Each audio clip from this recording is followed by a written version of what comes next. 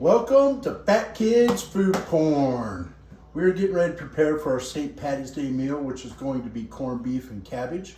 First thing we gotta do is we gotta get our corned beef brine. This takes a little bit, so we're gonna do a 7-day brine.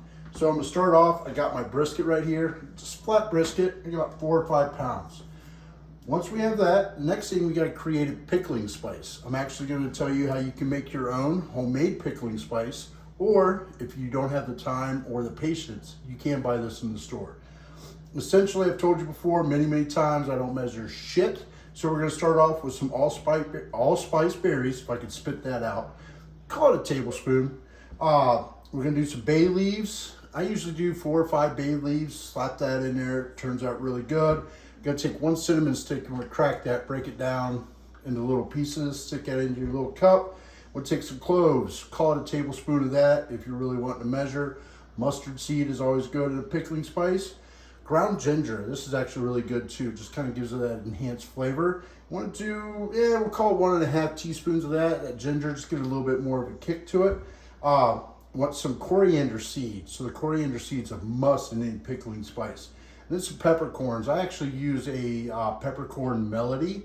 So it's a bunch of different kinds of peppercorns, not just your black ones. Turns out really good. Then you would take a little bit of red pepper flake. And then I will call, for both of those last two, call it a tablespoon, 2 tablespoons, wherever floats your boat. Those are a great way to start off with that. Once you have your pickling spice, you want to mix all that up, get it all together, slap it in a little cup, make sure everything's mixed and all that good stuff. Then you're going to take a pan and you want to add some brown sugar. Call it a cup of brown sugar into the pan. You want to take some sea salt. Call it a cup and a half of sea salt. And then one of the biggest things you need to have in there is a curing salt.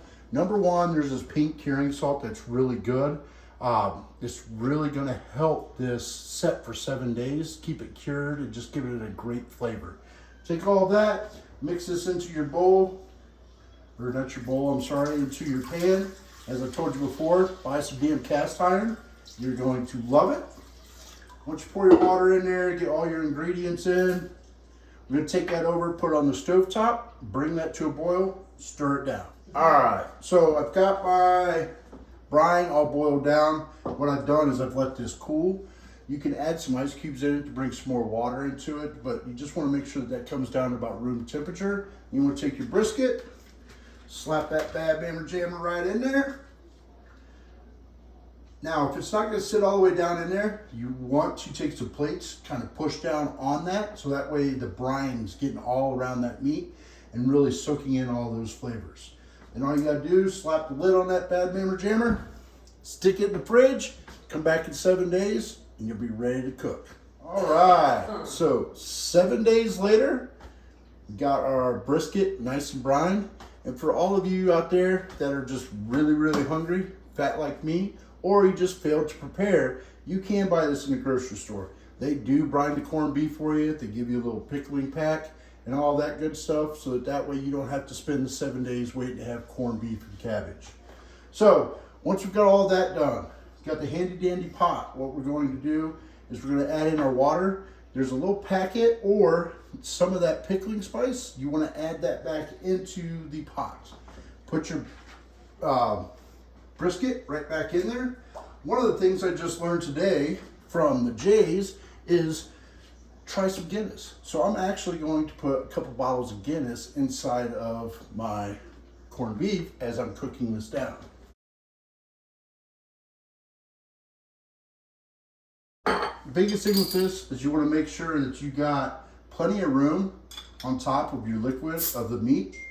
Call it 4 inches, just enough where you can add your potatoes, carrots, and your cabbage in there, and they can all cook and just marry together. So now we've got our liquid all put in there. It's ready to throw onto the cooktop. I'm going to cook this for 4 hours. What I want to start off by doing is I want to bring this to a boil. It's going to take, call it 15-20 minutes. Once it comes to a boil, I'm going to turn that down to low and just let that simmer. It's going to take it about 4 hours. After the first 3 hours, that's where I'm going to slap in the potatoes and the carrots, let them start really cooking, and then when there's about 15 minutes left, we're going to throw in the cabbage, let all that finish off, and then we'll be ready to eat. In the meantime, I'm gonna throw this on the stove. I'm gonna start getting ready for some car bombs. All right, so we've got about 4 hours for this damn food to cook. One of the great ways to pass the time, go find your crazy redhead and do some Irish car bombs. So we're gonna do about a half a shot of Bailey's Irish cream. We're gonna do a half a shot of Jameson. If you've never tried one of these, you gotta go out. It's not a terrible shot. It's something just to have some fun. And they are a must-do on St. Patty's Day. So we got our 2 shots. You're gonna need a bottle of Guinness and a couple big glasses.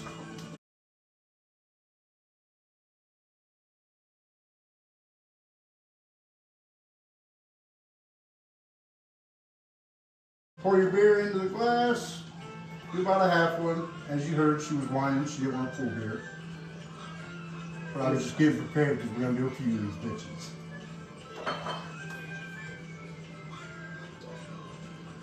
Alright, fill your glasses up, hand them the shot, drop it in, down she goes. I never beat the wife until I'm on camera. It's because it's beer. Alright, if you're struggling to pass the time while your damn corned beef and cabbage is cooking, go get you another damn car bomb and start a game of cricket and have some fun. Happy St. Patty's Day, bitches. So, it's been 3 hours. Multiple car bombs later, as you can tell. It's time to throw in those potatoes and our carrots. This time, I decided to go with some red potatoes, yellow potatoes, and these are the purple. They're all the little new potatoes. These are really good. The biggest thing I love about the purple is for those that have been drinking a little too much and where they go to finally sit down and enjoy this dish and they crack into that and they're like, that's a purple potato. Oh, but it is so good. So try different things, experiment with your food, and just enjoy what you're doing. So we've got about 15 minutes left until our corned beef and cabbage is done. So in order for it to be corned beef and cabbage, we gotta get that cabbage in there. As I said way earlier, about 15 minutes before it's all said and done, you want to get the cabbage put in there. So what I'm doing now is I'm going to cut this cabbage up. I'm going to quarter it. Actually, we do more than quarter it, but I'm going to slap it in there, get this cooked down, let it finish off, and go from there.